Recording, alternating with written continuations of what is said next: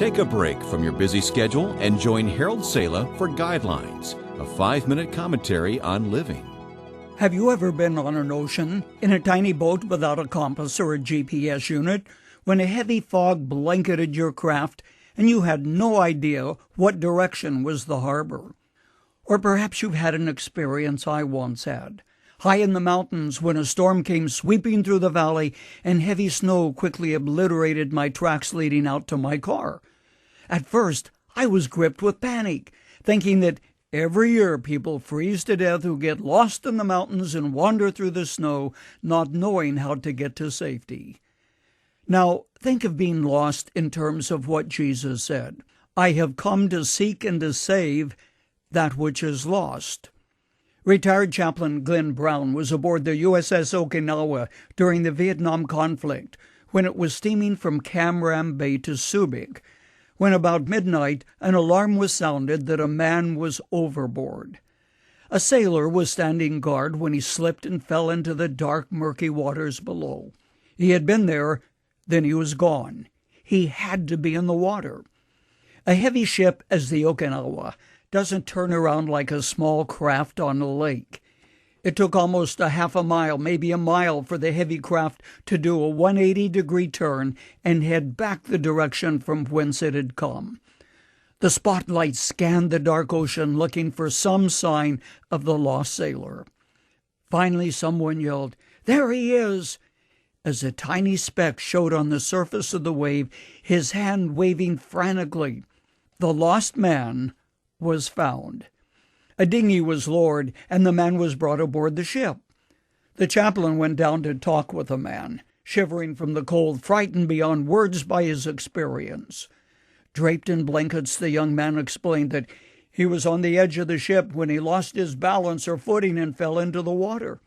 He said he swam as fast as he could in the wake of the ship, but he explained as the ship moved on into the darkness and the distance between the two grew greater, he knew he would be lost, and tried to describe the horrible sinking feeling in the pit of his stomach.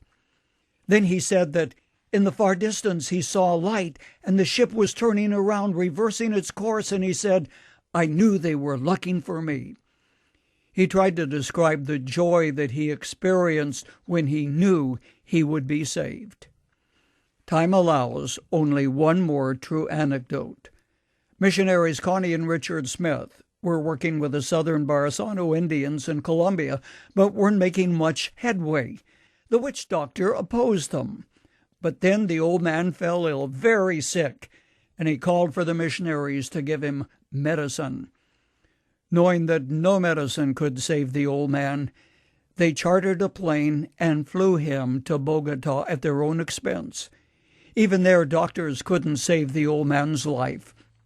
Connie did her best to help the old man make peace with God, but he only shook his head and cried out, "Too late, Connie, too late."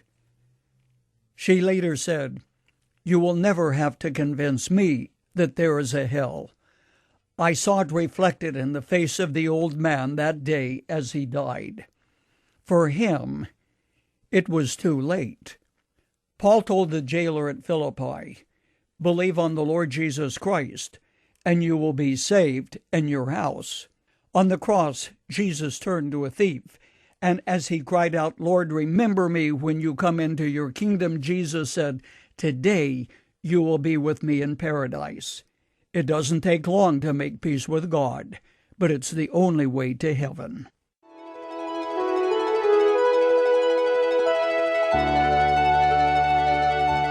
You've just heard Dr. Harold Sala with Guidelines, a 5-minute commentary on living. If you would like to listen to the program again, download a copy, subscribe to our e-commentary, or view other resources, visit guidelines.org. We would like to hear from you too. You can email us at info@guidelines.org. That's info@guidelines.org. Thanks for listening, and we invite you to join us again for the next edition of Guidelines.